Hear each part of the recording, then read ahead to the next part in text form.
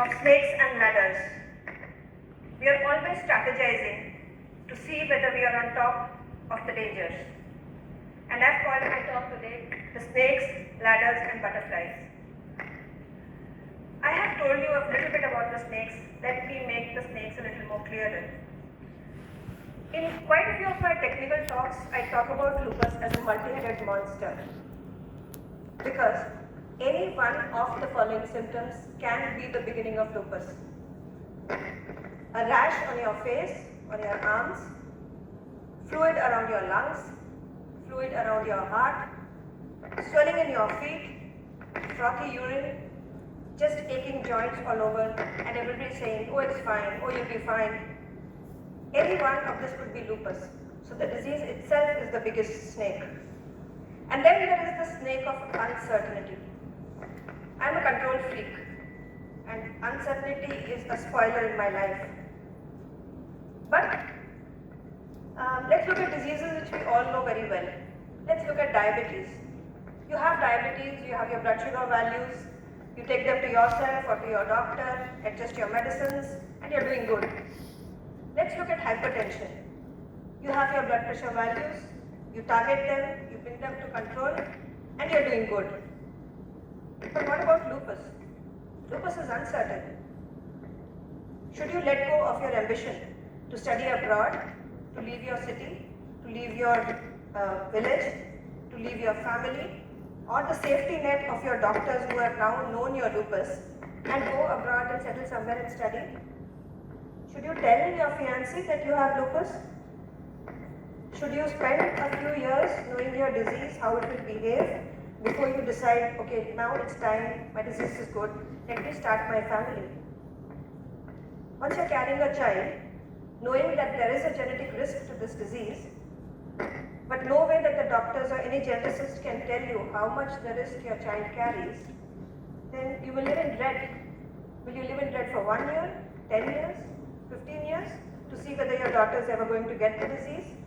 Or she will never develop it at all. The third very important snake in this game of snakes and ladders is knowing too little.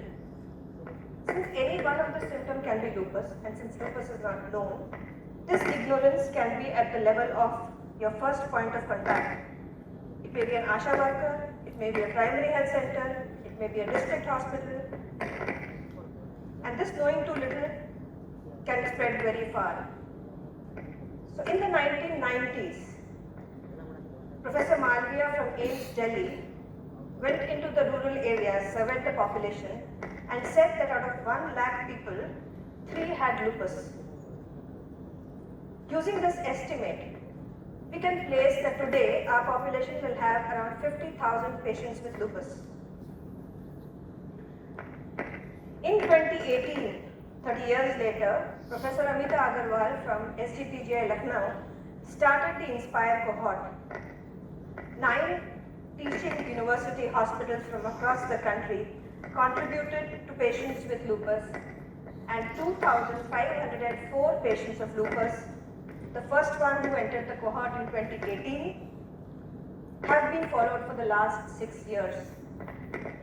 And in these 6 years, we have lost 200 patients. They have died. This is a snapshot of places, the district of Telangana and the places around Hyderabad. The numbers refer to the number of patients referred into this INSPIRE registry, to which AIIMS has contributed 16% of the patients, around 400 patients.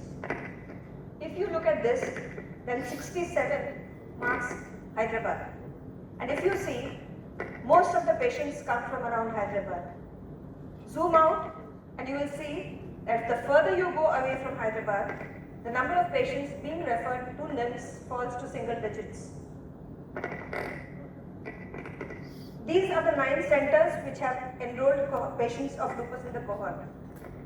Look at this perspective and you'll see it's very easy to imagine that there are a lot of places in India which are not even documenting the lupus that they see, and there are large parts of India where lupus is not even being recognized. This is knowing too little. and knowing too much? In this cohort of 2,504 people, we have lost 6 to suicides. And these are young people who know that they have a chronic incurable illness which they will never be free of. And we have countless stories of people being sick at home and not coming back to hospital because they do not want to burden their families further with the expense associated with lupus, hospitalization, and its medicines. So do we have any ladders? Yes. The first and the most important ladder is the health system. So in the public health system, at one end, you have the ASHA workers. These ASHA workers cater to 1,000 patients, or 1,000 actually healthy people in the rural areas and 2,000 people in the urban areas. They are supposed to track the health of every community member, report them to the healthcare system, and they are also supposed to see that when they are given a regime to follow for any disease that they have, that they take the medicines timely and they complete the regime.